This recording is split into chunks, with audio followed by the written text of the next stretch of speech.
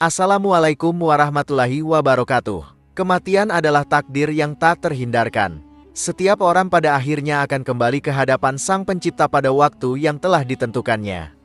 Setelah disemayamkan di dalam liang kubur, si mayit akan ditinggalkan oleh keluarganya. Tak ada lagi sahabat atau kerabat yang menemaninya di sana. Namun, pernahkah Anda mendengar kisah tentang bisikan kubur? Kedengarannya mistis, bukan? Tapi kisah ini pernah terjadi pada kuburan Sayyidah Fatimah. Apakah benar kuburan bisa berbicara? Apa yang membuat kuburan Fatimah begitu istimewa sehingga dikabarkan bersuara? Apakah itu merupakan suara siksaan atau pesan lain? Mari simak video ini hingga akhir. Fatimah Az-Zahra lahir di Makkah pada tanggal 20 Jumadil Akhir 18 tahun sebelum hijrah Nabi Muhammad. Ia adalah putri bungsu Rasulullah dan dikenal sebagai permata hati baginda Rasulullah Shallallahu Alaihi Wasallam.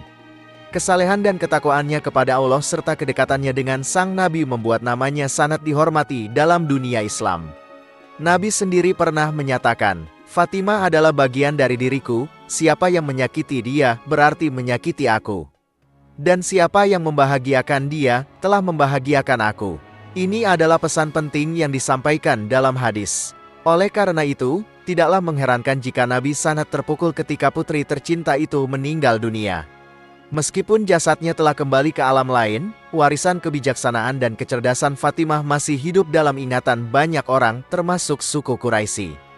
Meskipun sebagai seorang perempuan, ia menjadi perantara yang andal dalam menyampaikan hadis-hadis dari ayahnya kepada kedua putranya, Hasan dan Hussein, serta kepada suaminya Ali bin Abi Thalib, dan para sahabat lainnya seperti Aisyah, Ummu Salamah, Salma, dan Rafiq. Kepergian Fatimah menimbulkan banyak pertanyaan bagi masyarakat pada saat itu.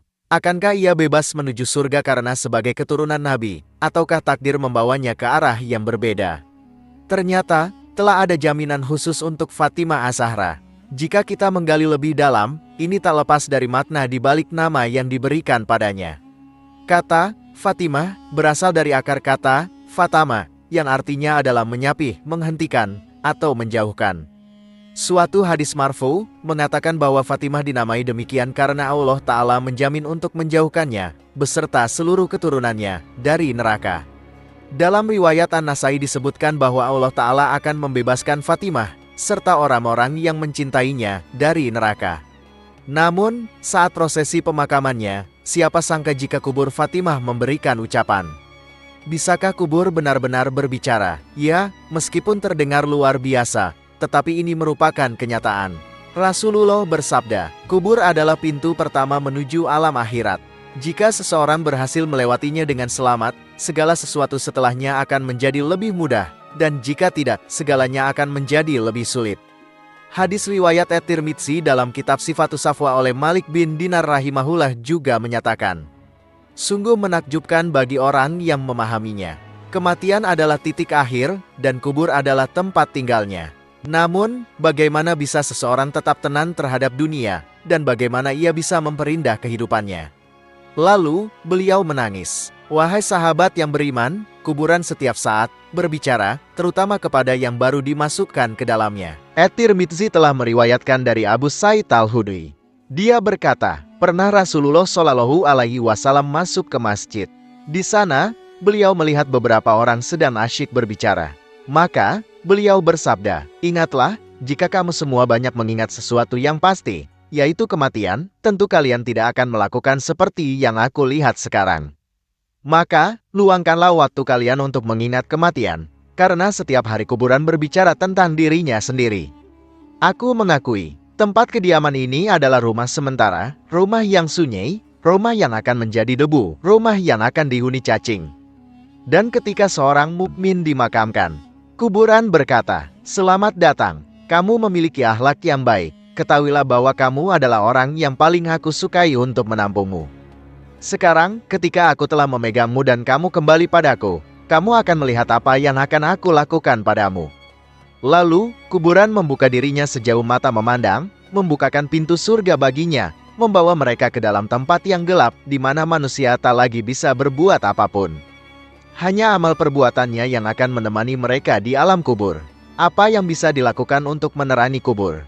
Sebagaimana yang ditegaskan oleh Abu Laid dalam kitabnya Tanbihul Ghafilin. Beliau berkata, siapa yang ingin terhindar dari siksa kubur, harus menjaga 4 hal dan meninggalkan 4 hal lainnya. Kita diwajibkan menjaga salat 5 waktu, memberikan sedekah secara berlimpah, banyak membaca Al-Quran, dan rajin berzikir. Lalu, apa yang harus dihindari oleh sahabat beriman kita? Mereka harus menjauhi perilaku dusta, fitnah, dan tetap mempertahankan kebersihan setelah buang air kecil. Penting untuk diingat, sedekah juga akan menjadi penerang bagi kita di akhirat. Meski sederhana, sedekah kita mungkin bisa meringankan beban orang lain. Dengan perlahan, kuburan kita akan disinai oleh cahaya amal soleh yang kita lakukan. Lalu, dari kuburannya Fatimah Az-Zahra pun ada pesan. Apakah itu suara siksaan? Ketika Sayyidah Fatimah Az-Zahra meninggal, jenazah putri kesayangan Rasulullah Shallallahu Alaihi Wasallam diusum oleh 4 orang yang saleh, yaitu suaminya sendiri, Sayyidina Ali, kedua putranya, Hasan dan Hussein, serta sahabat Abu Dzar Al-Ghifari. Saat jenazah Sayyidah Fatimah sudah sampai di samping liang kubur dan siap dimakamkan, Abu Dzar Al-Ghifari langsung berbicara kepada kubur. Itu akan menjadi tempat peristirahatan terakhir Sayyidah Fatimah. Wahai kubur, apakah engkau tahu jenazah siapa yang akan engkau terima? Kata Abu Dzar Al-Ghifari. Tanpa banyak kata, Abu Dzar Al-Ghifari melanjutkan, ini adalah jenazah Sayyidah Fatimah, putri Rasulullah, istri Sayyidina Ali, dan ibu dari Hasan dan Hussein, tegasnya.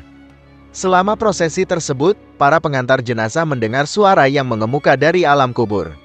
Aku bukanlah tempat bagi keturunan orang terhormat. Bukanlah tujuan bagi keturunan orang kaya. Aku adalah medan bagi amal soleh, dan hanya mereka yang banyak berbuat kebaikan, memelihara kebersihan hati, dan beramal dengan ikhlas yang akan terhindar dari neraka. Ternyata, ini adalah pesan yang sangat berharga yang ditinggalkan oleh Sayyidah Fatimah, seperti yang tercatat dalam kitab Durratun Nasihin, yang diriwayatkan oleh Syekh Utsman bin Hasan Al-Bawi. Dijelaskan bahwa banyak dari kita cenderung berbangga diri dengan status sosial di dunia, entah itu karena orang tua yang memiliki posisi penting, pasangan yang memiliki pendapatan tinggi, anak-anak yang sukses, atau pekerjaan yang sangat dihormati.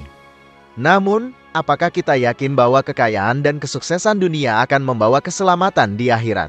Saudara-saudaraku, selama ini kita telah keliru, karena amal soleh yang sebenarnya dapat menjadi pelindung kita. Suara yang terdengar dari kubur seharusnya menjadi pengingat bagi kita semua.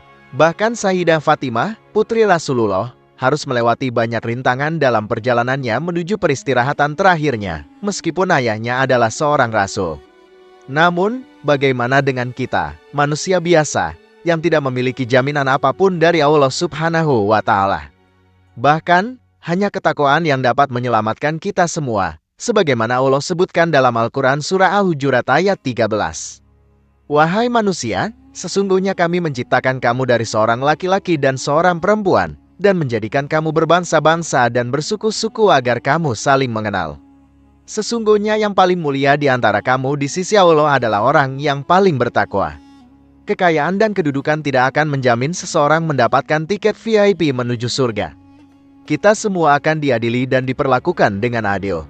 Apa yang telah kita siapkan untuk menghadap Allah?